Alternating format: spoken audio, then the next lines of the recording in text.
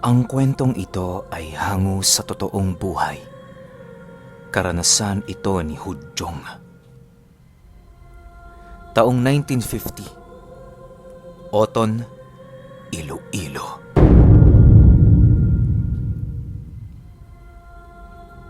Itong mga panahong ito, kasalukuyang manggagawa ng tuba si Hudjong.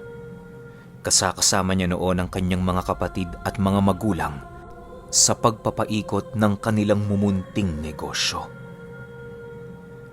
Dahil sa hindi naman gaanong kalaparan ang nyoga nila Hudjong, kung kaya't kinaya na nila itong magpamilya na gawin.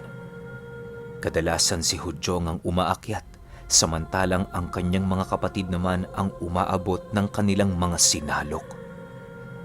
Kapag may mga bunga ang nyog na hindi nakukuha bilang tuba, pinapalaki nila ito para maging kopra sa hinaharap. Magmula noong bata pa si Hudjong, ganoong trabaho na talaga ang kanyang kinamulatan. Mahirap man ang buhay, kinakailangang magtiyaga para sa sarili nilang ginhawa. Sa ilang taon niya rong pangunguhan ng tuba, ni anino ng mga nakakatakot na nilalang ay wala siyang naramdaman. Hindi ipinamulat sa kanila ng kanilang mga magulang ang tungkol sa mga ganoong bagay upang hindi maapektuhan ang kanilang mga trabaho. Minsan nga, kapag oras ng saluka ng tuba, inaabutan sila ng gabi sa nyugan, pero wala namang nangyayaring masama sa kanila. May mga nasisipat naman sila noong magbubukid na dumaraan, kung kaya't naging panatag ang kanilang mga sarili kahit papaano. Sa pagtungtong ng taong ito, 1950, mga bandang Oktubre, katatapos lang ng pagsalok nila Hudjong ng tuba. Kagaya ng nakagawian, matapos nilang kumuha, maghihiwalay sila ng kakarampot nito para inumin nilang magkakapatid. Hindi naman sila noon pinagbawalan ng kanilang mga magulang na uminom, basta hindi lang magpapakasobra.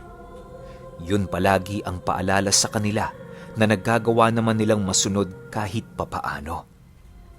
Dahil si Hudjong lamang ang may lakas ng loob na umakyat ng matataas na puno ng nyog, kung kaya't inabutan sila ng halos 3 araw sa pangunguha lamang ng tuba. Hindi naman sila noon nagmamadali sa kadahilanang marami silang mga parokyano na naghihintay sa baryo.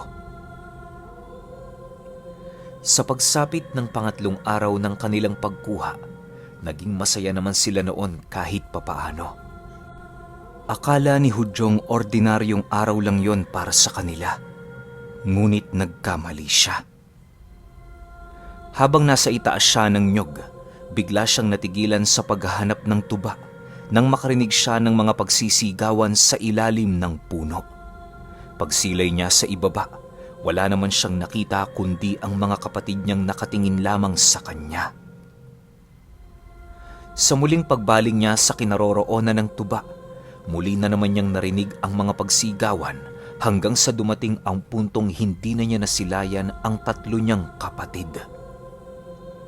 Akala niya, nagbibiro lamang ang mga yon, subalit makalipas ang ilang minuto, wala talaga siyang nakitang tao sa ilalim ng puno. Dahil sa mga pangyayaring yon, napilitang bumaba si Hudjong habang patuloy na isinisigaw ang pangalan ng kanyang mga kapatid. Bot! Bert! Tata! Nasaan kayo? Hindi ako nakikipaglaro ah. Isusumbong ko kayo mamaya kila inay. Makita nyo talaga. Sigaw ni Hudjong habang hawak-hawak ang sisidla ng tuba.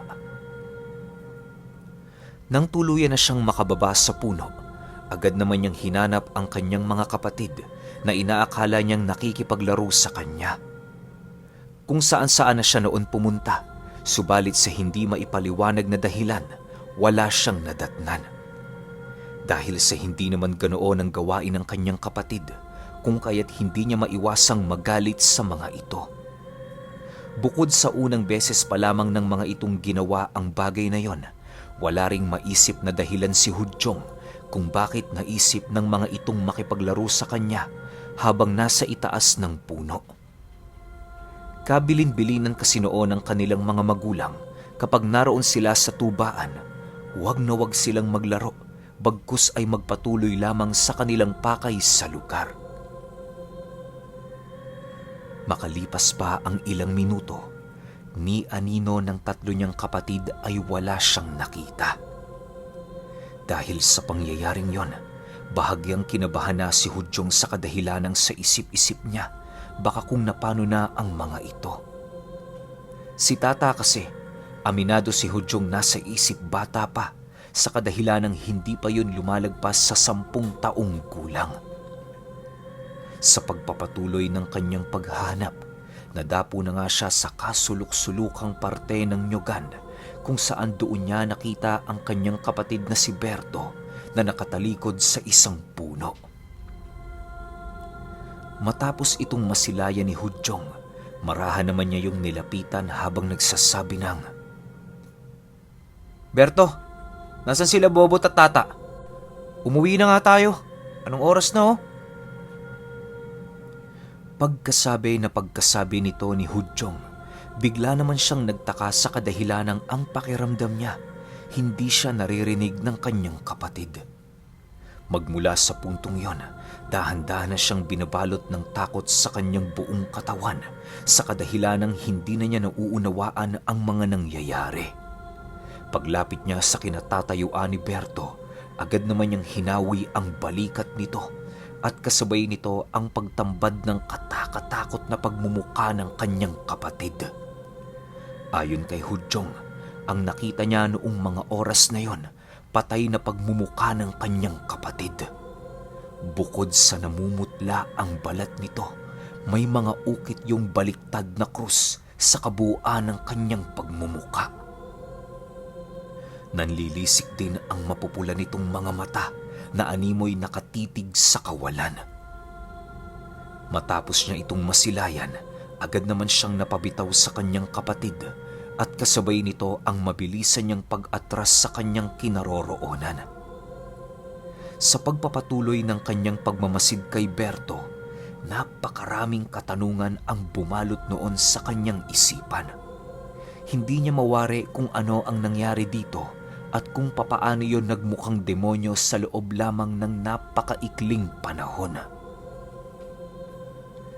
Ilang minuto pa ang lumipas, doon nasipat ni Hudyong ang dalawa pa niyang kapatid na katulad din ng pagmumuka kay Berto.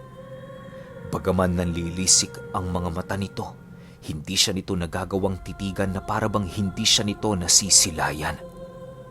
Maya-maya pa, bigla naman siyang napasigaw sa kanyang kinaroroonan nang masipat niya ang tatlo niyang kapatid na bigla ang lumiyad at hindi naglaon itinukod sa lupa ang kanilang mga kamay habang nakatihayang tumatakbo sa Nyogan. Sa paglaho ng mga ito sa kanyang paningin, nananatiling tulala at nanginginig lang naman ang buong katawan ni Hudyong. Ang tubang hawak-hawak niya noon ay nagawa na niyang maitapon sa lupa dahil sa sobrang takot. Nang maramdaman niyang nagkaroon na ng kakarampot na lakas ang kanyang katawan, dali-dali naman siyang tumayo at kumaripas ng takbo pabalik sa kanilang tahanan. Ni paglingon sa Nyogan o kahit saang direksyon ay hindi niya ginawa sa takot na baka muli niyang masilayan ang kanyang mga kapatid. Pagdating niya noon sa kanilang tahanan, bumungad ang kanyang ama na nakaupo sa silyang nasa labas habang tulala. Nang masipat siya nitong nananakbo papalapit, dali-dali naman siya nitong sinalubong at niyakap. Buti naman at ligtas ka, Hudyong.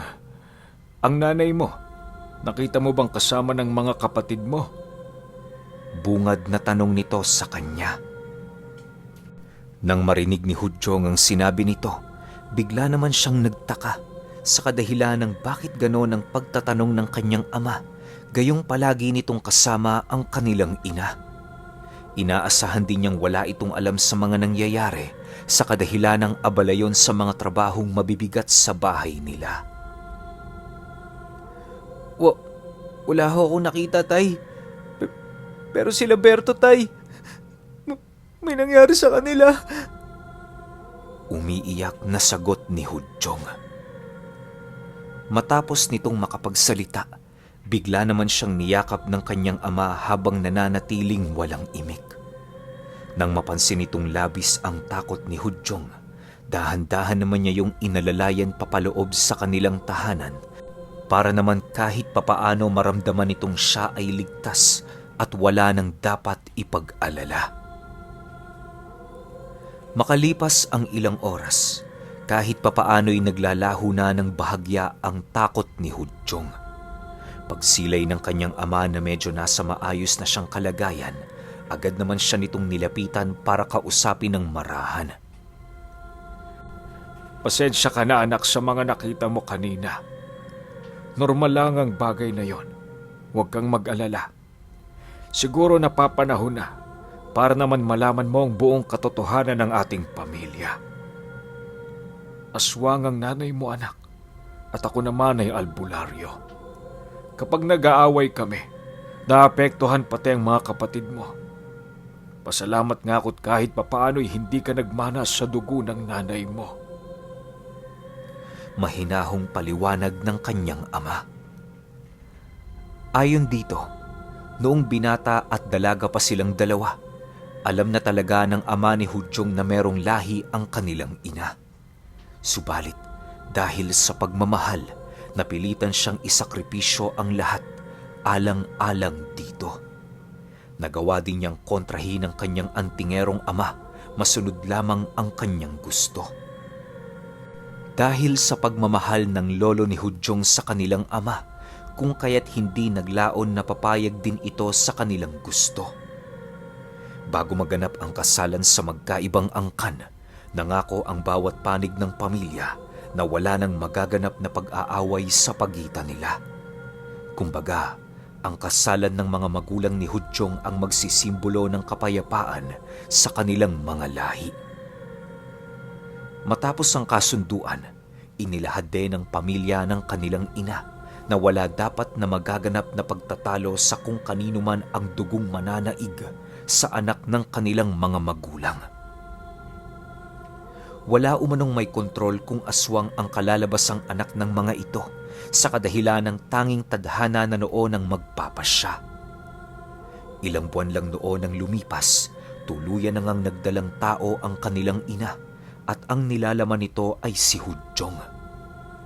Sa paglabas niya sa mundo, labis-labis ang pagkagalak ng kanyang lolo gawa ng nakita nito na siya ay isang ordinaryong tao. Subalit, nang maipanganak na ang tatlo niyang kapatid, tila ba doon na dahan-dahang nagkaroon ng lamat ang kanilang relasyon dito. Hindi kasi noon matanggap ng lolo ni Hudyong na mas nanaig ang dugo ng mga aswang, kung kaya't hindi naglaon ni nais na lamang nitong magpakalayo-layo sa kanila at manirahan sa bundok. Dagdag pa ng kanyang ama na sa pamamagitan ng mga dugo nilang aswang, kung kaya't nagawa nilang maimulat ang magkakapatid sa isang normal na mundong kanilang ginagalawan. Malayo sa mga elemento, aswang, mambabarang, mangkukulam, engkanto at kung ano-ano pa, yon ang paghahangad nilang mag-asawa. Subalit, alam noon ni Hudyong na hindi din magtatagal ang sikretong yon, gawa ng naniniwala na siya sa lahat ng mga sikretong naibaon sa lupa. Hindi maglalaon ay aalingasaw ito at malalaman ng mga tao. Matapos maikwento ang kabuang sikreto ng kanilang pamilya, doon napagtanto ni Hudyong na totoo nga ang kanyang mga nakita. Magmula noong araw na yon, matyaga niyang hinintay ang pagbabalik ng kanyang mga kapatid, alinsunod sa sinabi ng kanyang ama. Ilang araw pa ang lumipas, doon na nga niya nasipat ang kanyang mga kapatid at ang kanyang inang naglalakad papalapit sa kanila. May mga kasakasama yung mga panauhin na hindi pamilyar sa mga mata ni Hudyong. Sa paglapit ng mga ito sa kanilang tahanan, agad naman siyang niyakap ng kanyang ina na para bang labis yung nangulila sa kanya. Pasensya ka na anak ha, may pinuntahan lang kami ng mga kapatid mo. Siya nga pala, itong mga tiyuhin mo. Dito muna sila maninirahan sa atin pansamantala. Bungad na wika ng kanyang ina. Matapos nitong makapagsalita, agad naman itong lumapit sa kanyang ama para ito'y yakapin. Wala namang nagawa noon ang ama ni Hudyong, kundi paunlakan ang nais ng kanyang asawa. Bago matapos ang araw na yon, muling nanumbalik ang saya ng kanilang pamilya. Kahit papaano, napawi na ang lungkot at takot ni Hudyong sa kadahilan ng buo na ulit ang kanilang pamilya. Labis-labis din siyang natutuwa para sa kanyang mga tiyuhin, gawa ng masaya yung kausap. Ilang araw pa ang lumipas, nagpatuloy ang kanilang ordinaryong buhay. Naging abala sila noon sa pagkuha ng tuba na siyang araw-araw nilang itinitinda sa baryo. Akala ni Hudyong magpapatuloy na ang ganoong saya ng kanilang pamilya, subalit bigla na lamang yung naglaho nang dumating ang isang pangkat ng mga kalalakihan sa kanila na basta-basta na lang nang aangkin ng lupa.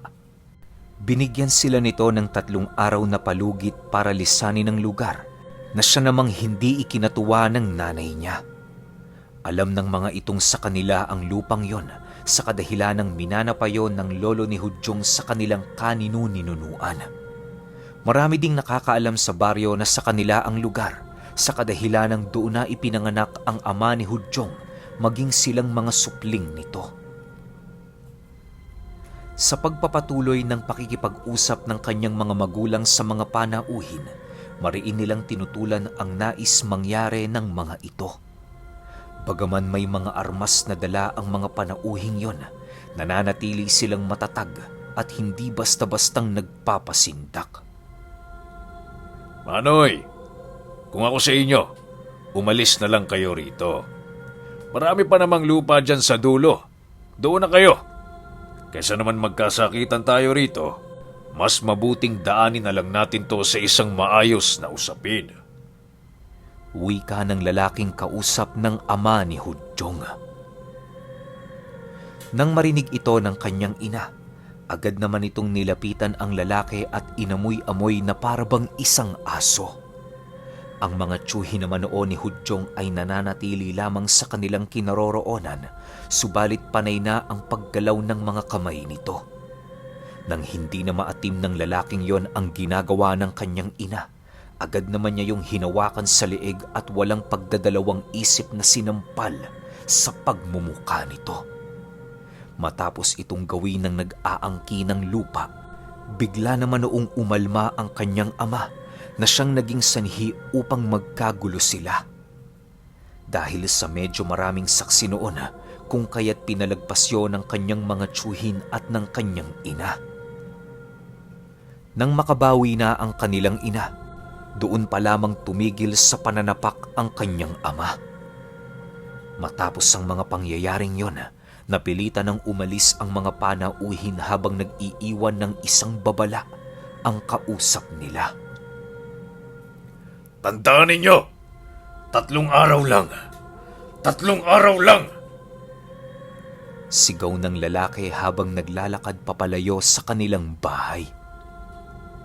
Bago nito tuluyang nilisan ng lugar, tinadyakan pa nito ang bakod ng kanilang tahanan na siyang naging sanhi para masira yon ng tuluyan. Dahil sa mga nangyari, labis-labis naman ang galit ng kanilang ina na maging ang mga kapatid noon ni Hudyong ay naaapektuhan na. Sa paglalim ng gabi, nananatiling gising pa rin sila Hudyong. Pinapakinggan kasi nila ang pag-uusap ng kanilang mga magulang ukol sa gagawin nitong hakbang para mapatibay ang kanilang pag-aangkin sa lupa nilang pinagkukunan ng tuba. Bagaman may mga bantana para sa kanilang mga buhay dahil sa lupa, patuloy pa rin silang naninindigan na sa kanila ang lugar na yon. Huwag kang mag-alala, gagawa ko ng paraan ngayong gabi. Hindi ko na to patatagalin pa para wala na tayong iisiping problema. Dumito lang kayo. Kahit anong mangyari, huwag kayong lalabas ng bahay. Wika ng ina ni Hudyong.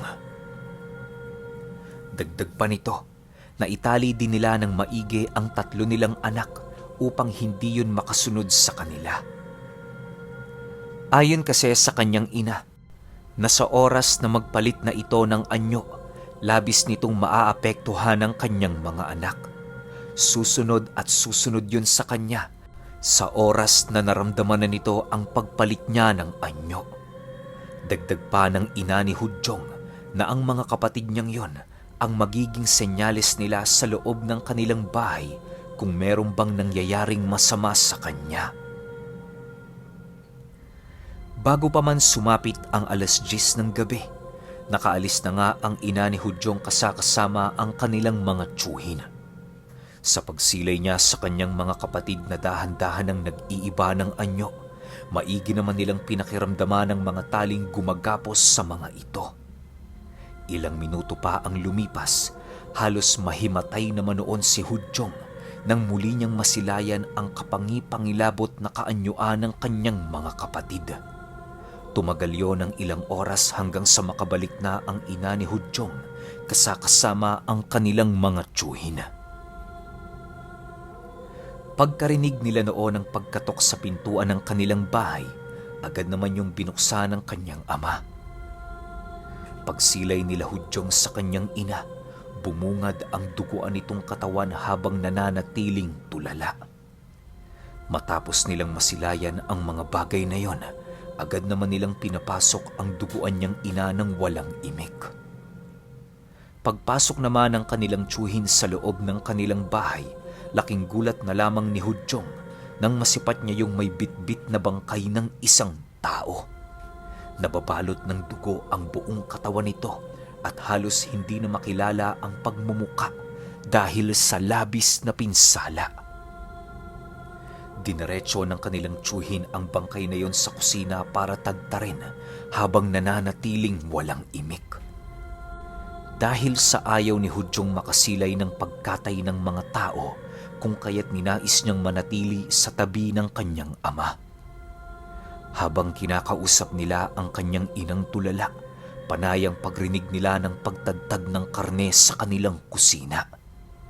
Ipinagsawalang bahala lamang nila ang bagay na yon sa kadahilan ng alam nila sa kanilang mga sarili kung anong karne ang tinatagtad ng mga ito. Kinaumagahan paggising nila Hudyong, laking gulat na lamang nila nang makasilay sila ng napakaraming karning nakasampay sa bakuran ng kanilang bahay. Sa pagpapatuloy ng kanilang pagmamasid, doon nila nasipat ang kanilang mga tiyuhin na nag-iihaw ng karne malapit sa likurang bahagi ng kanilang tahanan.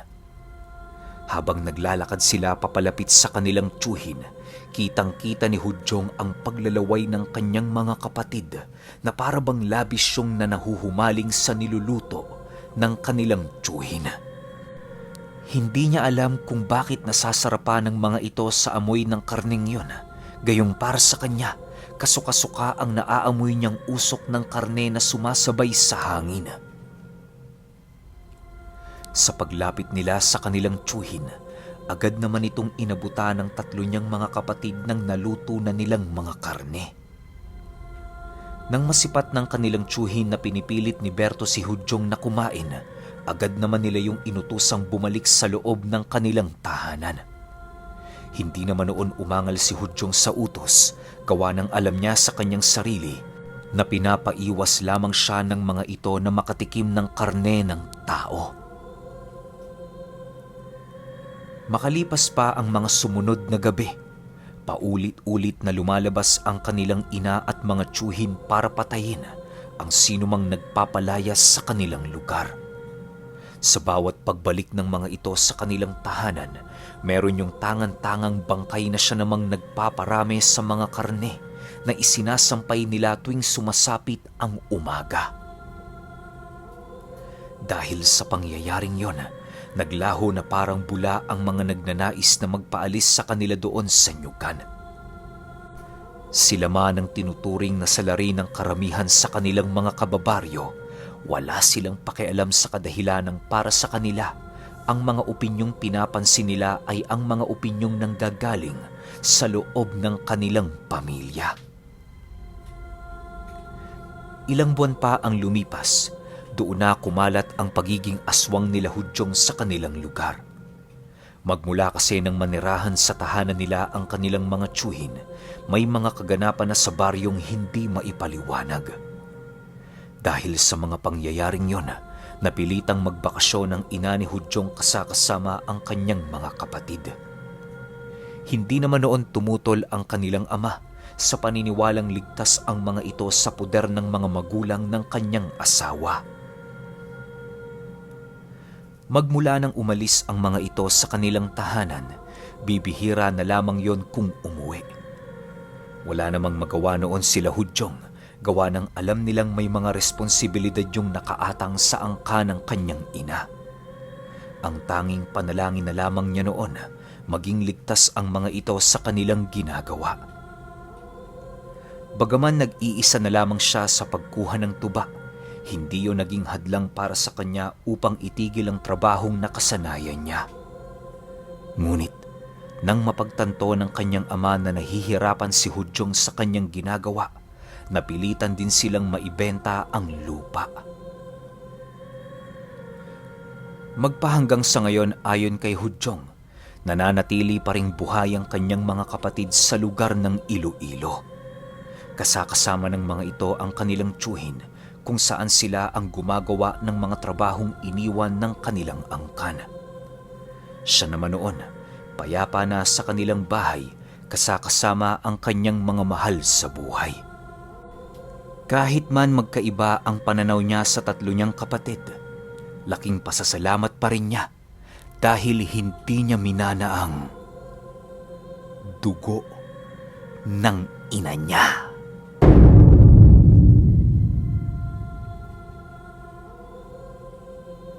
Okay, opinyon ko sa kwento. Wait lang, pwede pala yung ganun, no? Nung kahit walang ipasa yung magulang mo na aswang sa'yo na bertud o kung anumang lumalabas sa katawan nila, magiging aswang ka basta meron ka nung dugo nila. Pero ang lupit lang nung love story na itong mag-asawa na to. Para sa akin lang, yung mag-asawang manggagamot tsaka yung aswang, tapos pinagpalit na itong tatay niya lahat ng aral niya para lang makasama yung babaeng mahal na mahal niya. Napaka-solid nung ganong klase ng kwento. Yung handa mo isakripisyo yung lahat para sa mahal mo sa buhay. Well, sa panahon ngayon, bibihira na lang yun. Eto naman kasi, anong bang taon to? 19 kopong pa to, 1950. Marami pang ganyang klase ng tao niyan. Pero sa ngayon, ewan ko lang kung marami pa rin ba. Pero kayo, kung may opinion kayo sa kwentong ito, i-comment nyo lang sa baba. Yun lang, hanggang sa susunod na kwento. Salamat.